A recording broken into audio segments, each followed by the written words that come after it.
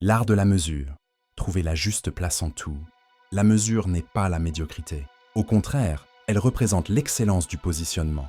Il s'agit de cette capacité à doser avec justesse son engagement, ses paroles, ses actions, pour qu'elles servent notre bien-être et celui des autres. C'est le point d'équilibre où notre énergie est utilisée de façon optimale, sans gaspillage ni pénurie.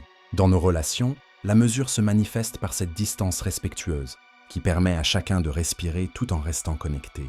Elle évite à la fois la fusion étouffante et l'indifférence distante. C'est trouver cet espace où l'on peut être pleinement présent à l'autre sans s'oublier soi-même. Au travail, la mesure est cette intelligence, qui sait quand s'engager à fond et quand se reposer, quand persévérer et quand lâcher prise.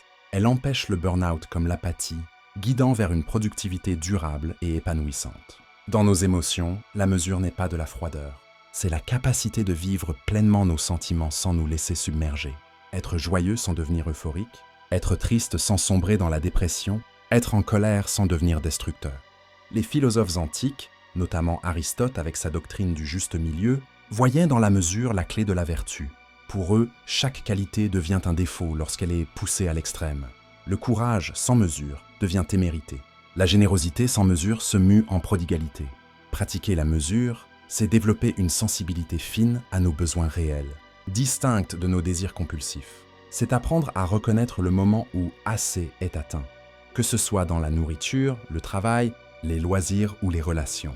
Cet art demande une présence à soi constante. Il nécessite de s'observer sans jugement, de comprendre ses propres mécanismes, de reconnaître ses tendances aux excès. Chacun a ses déséquilibres particuliers. Certains penchent vers l'excès, d'autres vers le défaut.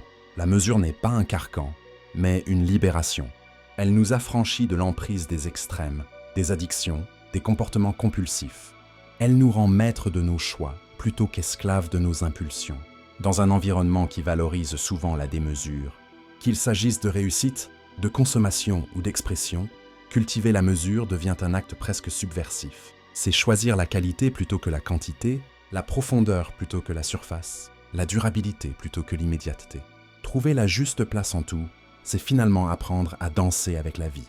C'est savoir avancer et reculer, parler et se taire, donner et recevoir, toujours au bon moment, avec la bonne intensité. C'est cet équilibre dynamique qui fait de notre existence une œuvre d'art en perpétuel ajustement.